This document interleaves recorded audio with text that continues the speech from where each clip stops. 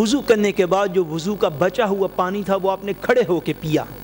اور فرمایا کہ لوگ کھڑے ہو کے پانی پینے کو مکروہ کہتے ہیں، حالانکہ میں تمہیں وہ بات دکھا رہا ہوں جو میں نے حضور کو کرتے ہوئے دیکھی ہے، جو حضور کو کرتے ہوئے دیکھی ہے۔ ایک اور حدیث پاک میں حضرت ابن عباس رضی اللہ تعالیٰ عنہ آپ روایت فرماتے ہیں، آپ فرماتے ہیں کہ میں نبی کریم صلی اللہ علیہ وسلم کے ساتھ جا رہا تھا کسی انصاری کے باغ کے اندر، کسی انصاری کے باغ کے اندر میں حضور صلی اللہ علیہ وسلم کے ساتھ جا رہا تھا کہ حضور صلی اللہ علیہ وسلم کھڑے ہوئے، حضور صلی اللہ علیہ وسلم اور میں چل بھی رہے تھے، اور نبی کریم صلی اللہ علیہ وسلم اس چلنے کی حالت میں تازہ کھجوریں بھی کھا رہے تھے، چلنے کی حالت میں تازہ کھجوریں بھی آپ کھا رہے تھے۔ ایک اور حدیث پاک جو ہے امام ترمذی روایت فرماتے ہیں کہ حضرت ابن عمر رضی اللہ تعالیٰ عنہ، حضرت عبداللہ ابن عمر، حضرت عمر فاروق کے بیٹے، یہ بھی صحابی رسول ہے، آپ فرماتے ہیں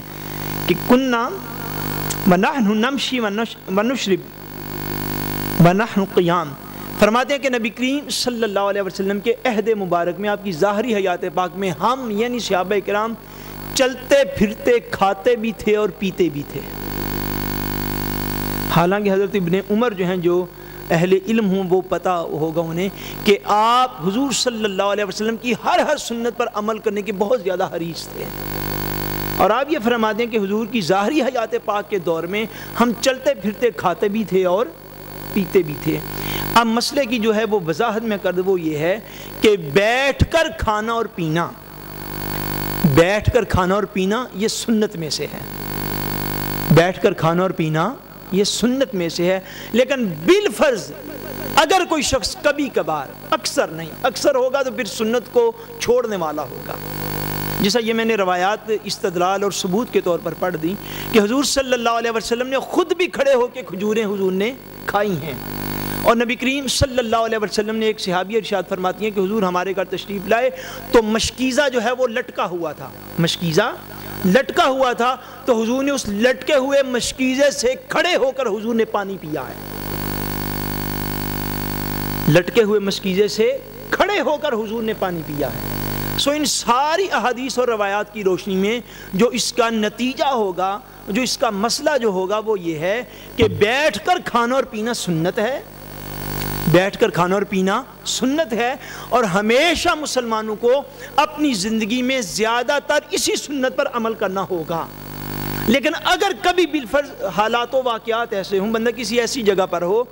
کہ بندے کو کھڑے ہو کر کھانا اور پینا پڑ جائے، سو کھڑے ہو کر کھانا اور پینا بھی جو ہے وہ منع، حرام یا گناہ نہیں ہے، وہ مکروہ تنزیہی ہوتا ہے، مکروہ تنزیہی یعنی چھوٹے درجے کا مکروہ، ناپسندیدہ بات ہے، مگر مکروہ جو ہے وہ گناہ نہیں ہوتا، مکروہ گناہ نہیں ہوتا، ایک ناپسندیدہ بات ہوتی ہے۔ اور نبی کریم صلی اللہ علیہ وسلم کی یہی امت پر شان رحمت ہے، یہ آخری بات ہے آج کی گفتگو کی، ذرا توجہ کے ساتھ سن لیں، حضور کی امت پر یہی شان رحمت ہے کہ اگر تاجدار کائنات صلی اللہ علیہ وسلم ساری حیات طیبہ میں یاد رکھ لیں، اگر ایک دفعہ بھی ایسا عمل مبارک ثابت نہ ہوتا کہ حضور نے کوئی چیز کھڑے ہو کے کھائی ہے اور حضور صلی اللہ علیہ وسلم نے کوئی پانی کھڑے ہو کے پیا ہے، اگر ساری عمر میں ایک دفعہ بھی یہ عمل مبارک ثابت نہ ہوتا تو قیامت تک آنے والی امت بڑی مشکل میں گرفتار ہو جاتی۔ کیوں کہ یہ سارے حالات و واقعات نور نبوت کی روشنی میں تاجدار کائنات دیکھ رہے تھے۔ یہ حضور کی شان رحمت علماء نے بیان فرمایا ہے کہ حضور کا اکثر معمور تو بیٹھ کر کھانے اور پینے کا ہے، کبھی کبھی جو حضور نے کھڑے ہو کے بھی بعض اوقات کھا یا پی لیا، اس میں حضور نے بیان جواز فراہم کیا کہ بیٹھ کر کھانا اور پینا تو میری سنت ہے، لیکن اگر کوئی کھڑے ہو کر بھی کبھی کھا لے گا تو اس کے لیے بھی یہ جائز ہے، حرام یا گناہ نہیں ہے، حرام یا گناہ ایسا کام نہیں کہلاتا، حرام اور گناہ کی الگ ڈیفینیشن ہوتی ہے، چونکہ حضور نے امت کے اوپر رحمت فرمائی کہ امت کم سے کم گناہوں کے اندر مبتلا ہو،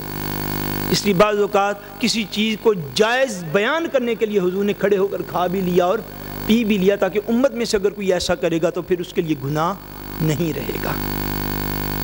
ورنہ حضور کے رحمت للعالمین ہونے کا یہ مفہوم نہیں ہے جو اب اس دور میں لوگوں نے بیان کرنا شروع کر دیا ہے کہ کوئی شخص گستاخ رسول بھی ہو جائے تو اس کو بھی معاف کر دو. جی حضور تو ساری کائنات کے لیے رحمت ہے. بالکل فائل انٹرپریٹیشن ہے اسلام کی, بالکل متسط انٹرپریٹیشن ہے.